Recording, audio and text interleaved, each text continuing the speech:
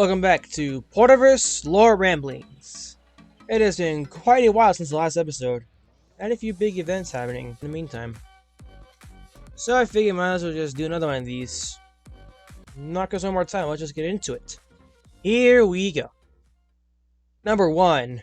Bill and Ben are not the Porter Paul Bengal tank engines like in the Railway series. They are actually more closely resembling the Hawthorne Leslie tank engines. Specifically the variants with the enclosed cabs. Bill and Ben themselves have modifications to their design to fit the needs of the clay pits. So larger buffer beams, different style cab, etc. So yeah, that's Bill and Ben pretty much. Number 2. All the engines on the Escalera Railway will have their boilers standardized by 1960. The standard design was adjusted to fit each engine's needs slightly.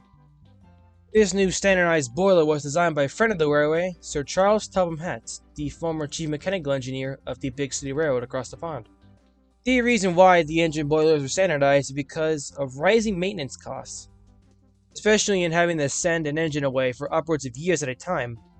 Reneus' 9-year leave for his overhaul was what led to this decision being made in the first place.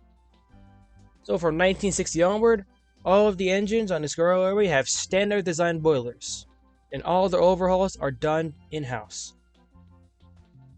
Number 3. Owen the Incline thing is actually one of the coaches on the Escalera Railway's funicular line.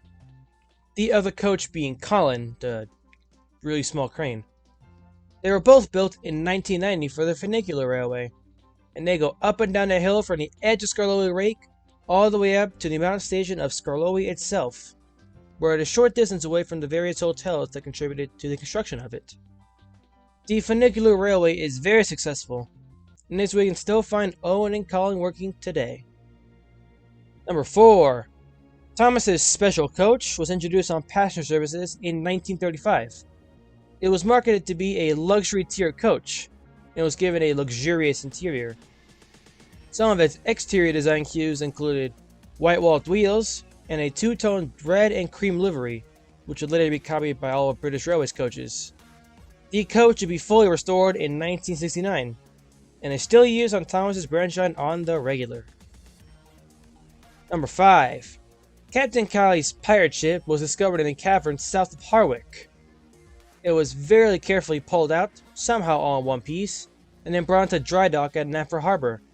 After a very extensive and costly overhaul, the ship was fully restored and put on display in Lower Sudbury next to the RMS Aquitania, which is preserved in that town. The Lower Sudbury area will grow into a large historical town over the years, getting a handful of other historic vessels. And this we can find Captain Callie's old pirate ship to this very day.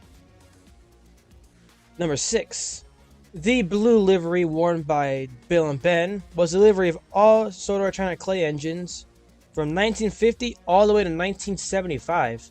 Following a change in ownership of the clay pits, the engines were repainted back into their original SCC Peach liveries. These are indeed the liveries you'll find all the engines in today. Number 7. Duncan's accident in the episode Duncan caused severe damage to his back cab and frames. As a result, Duncan had to be withdrawn for an overhaul. The overhaul saw his frames replaced with even stronger ones than before, and a new cab.